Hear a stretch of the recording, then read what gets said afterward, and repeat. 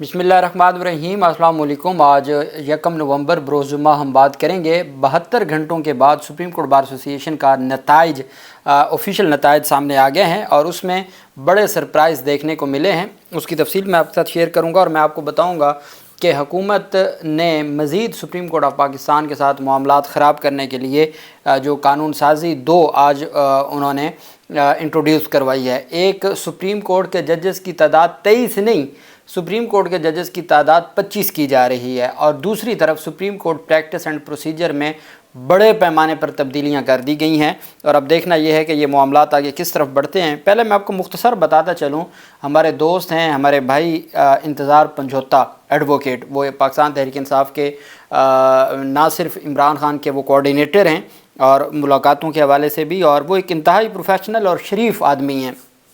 इतने लंबे अरसा से 3 हफ्तों से ज़ायद हो गया वो लापता हैं। आज उनकी दरख्वास्त पर समाअत हुई। अटॉर्नी जनरल ऑफ पाकिस्तान ने कहा कि जी कल दोपहर तक, जो कल हफ्ता है, 24 घंटों में वो खैरियत से वापस आ जाएंगे और इतने वसूख से कहा है अटॉर्नी जनरल ऑफ पाकिस्तान ने। डेफिनेटली जब पता है सारे मामलात का। खैर, अदालत में समाअत हुई, आमिर फ़ारूक ने समाअत की, एडवोकेट फैसल चौधरी और अली बुखारी वगैरह पेश हुए। अटॉर्नी जनरल ने इस्लामाबाद हाई कोर्ट को आगाह किया कि उम्मीद है 24 घंटों में इंतज़ार पंजोता रिकवर हो जाएंगे, जिस पर फैसल चौधरी ने कहा कि अटॉर्नी जनरल ने उम्मीद दिलाई है तो उम्मीद ही कर सकते हैं। उनका मज़ीद कहना था कि हम उम्मीद ही कर सकते हैं, हम चाहते हैं कि इंतज़ार पंजोता खैरियत से वापस आ जाए। इस्लामाबाद हाई कोर्ट के चीफ जस्टिस आमिर फ़ारूक ने इस्तफ़सार किया कि 24 घंटे फिर अब से शुरू होंगे, जिस पर अटॉर्नी जनरल मंसूर उस्मान अवान ने बताया कि जी कल इसी वक्त तक इंतज़ार पंजोता वापस आ जाएंगे। अल्लाह करे। चीफ जस्टिस ने अटॉर्नी जनरल से मुकालमा किया कि ठीक है, अगर तो इंतज़ार पंजोता आ जाते हैं तो ठीक, वरना सोमवार वाले दिन आपको फिर पेश होना पड़ेगा। अब हम भी उम्मीद करते हैं, हम इस तरफ नहीं जाते कि अटॉर्नी जनरल ऑफ पाकिस्तान इतने यकीन से कैसे कह सकते हैं कि अगर एक को बंदा गायब हुआ, लापता हुआ, नामालूम लोगों ने लापता किया तो वो खैरियत से इंशाअल्लाह कल वापस आ जाएंगे। लेकिन इस बात को बाद में डिस्कस किया जाएगा, पहले उनकी खैरियत ज़रूरी है कि वो खैरियत से वापस आ जाएँ।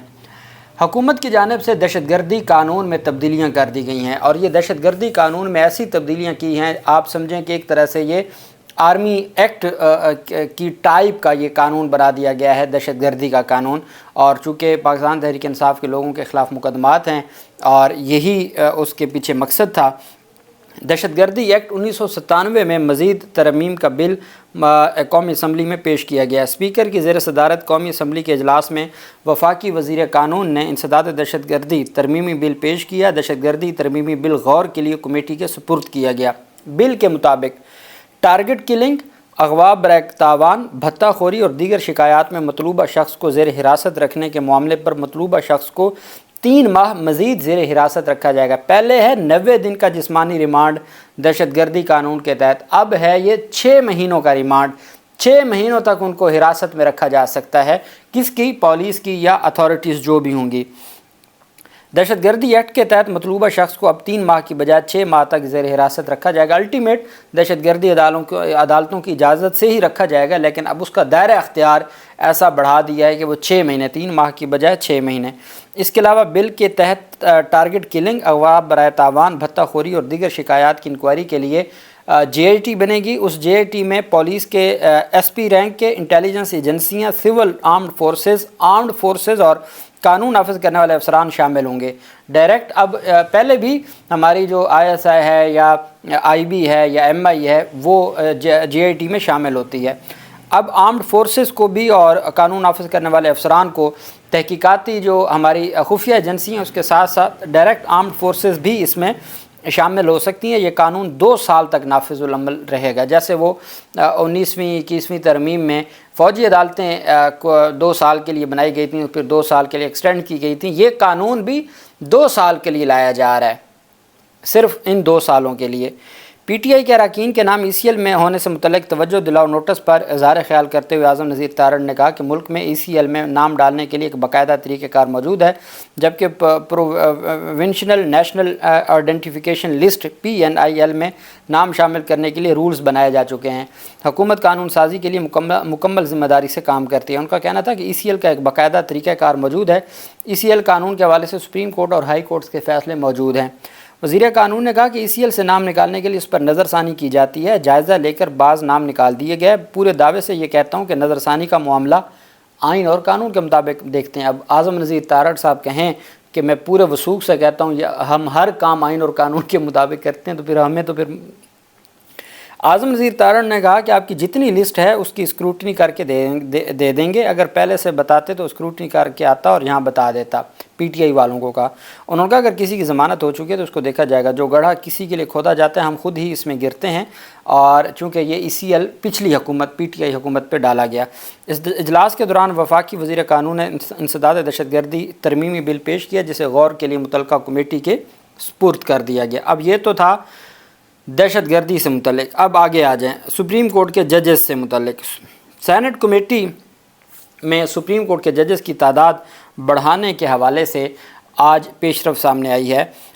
سینٹ قائمہ کمیٹی انصاف نے سپریم کورٹ میں ججز کی تعداد میں اضافے کا بل منظور کر لیا ہے۔ جو قائمہ کمیٹی برائے سینٹ ہے انصاف کی، اس نے ججز کی تعداد بڑھانے کا جو بل ہے، یہ بیسیکلی 1997 کا قانون ہے، اس میں ترمیم کر کے 17 کی جگہ 25 کیے جا رہے ہیں۔ سپریم کورٹ میں ججز کی تعداد میں اضافے کے معاملے میں پیش رفت سامنے آئی۔ سینٹ کی قائمہ کمیٹی برائے انصاف نے سپریم کورٹ کے ججز کی تعداد 17 سے بڑھا کے 25 کا بل منظور کیا۔ سینٹ کی قائمہ کمیٹی کا اجلاس ہوا، فاروق اچنائے کی صدارت میں۔ بل سینیٹر عبدالقادر نے پیش کیا اور کہا کہ ملک میں آبادی اور کرائم میں اضافہ ہو رہا ہے، مقدمات دو نسلوں تک چلتے ہیں، ججز کی تعداد وہی 90 کی دہائی والی ہے، جبکہ اعلیٰ عدلیہ میں مقدمات بڑھ گئے۔ سینیٹر کامران مرتضیٰ نے کہا کہ ہائی کورٹس میں ججز کی سیٹیں خالی ہیں۔ 25 اکتوبر سے قبل سپریم کورٹ میں مقدمات کا معاملہ سست روی کا شکار تھا، اب سپریم کورٹ میں روزانہ 30 سے زائد مقدمات سنے جا رہے ہیں۔ سینیٹر حامد خان نے کہا کہ بھارت ہم سے 6 گنا بڑا ملک ہے، وہاں ججز کی تعداد صرف 34 ہے۔ سپریم کورٹ کے آپس کے جھگڑوں کی وجہ سے مقدمات میں تاخیر ہوئی۔ سپریم کورٹ میں ججز کی تعداد بڑھانے کی ضرورت نہیں ہے، سپریم کورٹ سے بھی ججز کی تعداد میں اضافے کے بارے میں پوچھا جائے۔ انوش رحمان نے کہا کہ ارکان پارلیمنٹ کیا یہ حق ہے؟ حامد خان نے کہا کہ 26ویں ترمیم سے عدلیہ کو نقصان پہنچایا گیا ہے، حکومتیں عدلیہ پر کنٹرول کے لیے ججز کی تعداد بڑھا رہی ہیں، یہ عدلیہ کے لیے نقصان دہ ہے۔ JUI کے سینیٹر کامران مرتضیٰ نے کہا کہ سپریم کورٹ میں 2 گروپ بن گئے تھے، حکومت اکثریت کو اقلیت میں بدلنا چاہتی ہے۔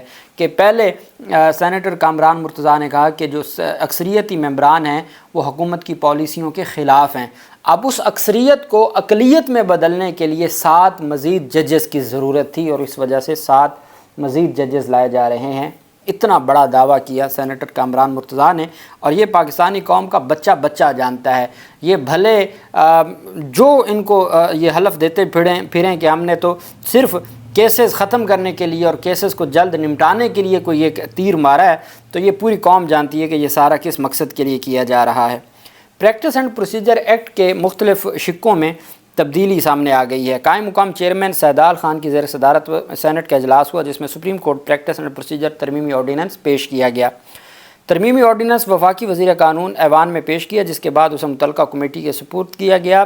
پروسیجر ایکٹ کے سیکشن 2 میں ایک ذیلی شق شامل کی گئی ہے، جس کے تحت کمیٹی میں چیف جسٹس آف پاکستان کے علاوہ ایک سینئر ترین جج اور ایک چیف جسٹس پاکستان کا نامزد کردہ جج شامل ہوگا۔ پہلے جو آرڈیننس تھا اب وہ اس کو لے آئے ہیں ایکٹ میں ترمیم کے لیے۔ سیکشن 3 کی ذیلی شق 2 کے تحت اور آرٹیکل 184 کی شق 3 کے تحت معاملے پر سماعت سے قبل مفاد عامہ کی وجوہات دینی ہوں گی۔ اب جو بھی آرٹیکل 184 کے تحت جو ڈائریکٹ ریٹ پٹیشن فائل کرے گا، اس کو پہلے مفاد عامہ سے متعلق وجوہات دینی ہوں گی، پھر وہ سماعت کے لیے مقرر ہوگا۔ آرڈیننس میں سیکشن 7A اور 7B کو شامل کیا گیا ہے۔ 7A کے تحت ایسے مقدمات جو پہلے دائر ہوں گے انہیں پہلے سنا جائے گا، کہ اگر اب آئینی ترمیم کے خلاف درخواستیں دائر ہوئی ہیں نا، اب یہ آپ نہیں سن سکتے، پہلے آپ پرانے کیس سنیں گے، اس کی باری بھلے 2 سال بعد ہے تب آپ سنیں گے، پہلے جو دائر ہوئے ان کو پہلے سنا جائے گا۔ اگر کوئی عدالتی بینچ اپنی باری کے برخلاف کیس سنے گا تو اس سے اس کی وجوہات دینی ہوں گی۔ اب یہ سپریم کورٹ کی مرضی ہے چپ رہے یا کچھ کرے۔ اس کے علاوہ سیکشن 7B کے تحت ہر عدالتی کیس اور اپیل کی ریکارڈنگ ہوگی اور اس کا ٹرانسکرپٹ تیار کیا جائے گا۔ یہ ٹرانسکرپٹ اور ریکارڈنگ عوام کے لیے دستیاب ہوگی۔ یہ جناب والا سامنے آیا ہے اور اس میں یہ ساری تفصیل دی گئی ہے۔ یہ practice and procedure supreme court practice and procedure committee 184(3) کے تحت مقدمات کی سماعت اور اس سے پہلے مفاد عامہ کی وجوہات، اور تیسرا جو مقدمات پہلے فائل ہوں گے وہ پہلے سنے جائیں گے، اور اگر کوئی ارجنٹ ہوگا تو اس کو بینچ کو وجوہات دینی پڑیں گی کہ ہم یہ کیوں سننا چاہتے ہیں۔ اب جانتے ہیں کہ الیکشن ہوا 29 اکتوبر کو اور آج 1 نومبر کو یہ نتائج جاری ہوئے ہیں۔ اس نتیجے میں یہ آج ہی 1 نومبر کا یہ نوٹیفیکیشن ہے سپریم کورٹ بار ایسوسی ایشن کا، اور اس کے مطابق جو صدر کے کینڈیڈیٹ جیتے ہیں وہ اس میں صرف جیتنے والوں کا لکھا ہوا ہے، اور اس کے علاوہ نہیں لکھا کہ دوسرے نمبر پہ جو تھا اس کا کتنے ووٹ تھے۔ پریزیڈنٹ وہی جو اعظم نذیر تارڑ گروپ کے 1637 الیکٹڈ ووٹ لیے ہیں انہوں نے، میاں محمد رؤف عطا۔ وائس پریزیڈنٹ بلوچستان یہ ہے ان کے گروپ کا، وائس پریزیڈنٹ جو کے پی ہے بلوچستان ہے وہ ان کے گروپ کا ہے، اعظم نذیر تارڑ گروپ کا۔ محمد اسحاق نوتزئی اس نے 1499 ووٹ لیے ہیں۔ وائس پریزیڈنٹ حبیب قریشی یہ ہے پی ٹی آئی کا حمایت یافتہ، اس نے 1495 ووٹ لیے ہیں۔ وائس پریزیڈنٹ پنجاب رانا غلام سرور یہ بھی تارڑ گروپ کا ہے۔ وائس پریزیڈنٹ سندھ جس کا کل میں نے آپ کو بتایا تھا خوشحال خان، وہ بھی پاکستان تحریک انصاف کا ہے جس نے 1430 ووٹ لیے ہیں، لیکن اس کو خطرہ یہ تھا کہ یہ 8 ووٹ اس سے یہ چھینے جا سکتے ہیں، تو اس نے اسلام آباد ہائی کورٹ سے رجوع کر لیا ہے، جس کی وجہ سے ان کا نتیجہ روک دیا گیا ہے۔ تو اگر آپ کو موٹی میں بات بتاؤں تو صدر ہے آسما جہانگیر بھون گروپ کا، تارڑ بھون گروپ کا، 2 نائب صدر ہیں تارڑ گروپ کے اور 2 نائب صدر ہیں حامد خان گروپ کے، اور سیکرٹری جو بہت اہم پوسٹ ہوتی ہے سیکرٹری جنرل کی، سیکرٹری جنرل سلمان منصور ہیں جس نے 1785 ووٹ لیے ہیں، اور اندازہ لگائیں یہ جو ان کا صدر کا کینڈیڈیٹ ہے اس کے ہیں 1637، اور جو حامد خان گروپ کے سیکرٹری ہیں اس نے 1785 ووٹ لیے ہیں۔ اور حامد خان گروپ کا یہی ماننا ہے کہ ہمارے صدر کے بھی جس نے سیکرٹری کو ووٹ دینا تھا پینل ہوتا ہے وہی ووٹ انہوں نے دینے تھے۔ اس طرح سے یہ ہو گیا۔ اور اہم چیز یہ ہے کہ جو ایگزیکٹو ممبران ہوتے ہیں یہ 2 نائب صدور اور 1 سیکرٹری حامد خان کا ہے صدر، اور 2 نائب صدور ہیں تارڑ گروپ کے۔ اس کے بعد آ جاتے ہیں آپ کے جو ایگزیکٹو ممبران ہوتے ہیں، اور ہر صوبے سے 2 ایگزیکٹو ممبران ہوتے ہیں، تو ہر صوبے سے ایک ایگزیکٹو ممبران ہے ان کا حامد خان گروپ کا، اور ایک ایگزیکٹو ممبران ہے ان کا۔ یہ پوری ایگزیکٹو جو بنتی ہے یہ ٹوٹل جو ایگزیکٹو ممبران ہیں اب 4 صوبے ہیں، اور ایک ہوتا ہے ملتان سے، وہ ایڈیشنل ہوتا ہے۔ تو اس طریقے سے یہ نتائج سامنے آئے ہیں جس کے تحت جو کہ ہاف جو سیٹیں ہیں وہ جیتا ہے تارڑ گروپ، اور ہاف سیٹیں جیتا ہے حامد خان۔ صدر کے کینڈیڈیٹ وہ ان کا جیتا ہے، اور سیکرٹری سلمان منصور جیتا ہے حامد خان گروپ کا۔ اور یہ سارے کا سارا معاملہ ہے۔ اللہ پاک پاکستان کا حامی و ناصر ہو۔ بہت شکریہ۔ اللہ حافظ۔ پاکستان زندہ باد۔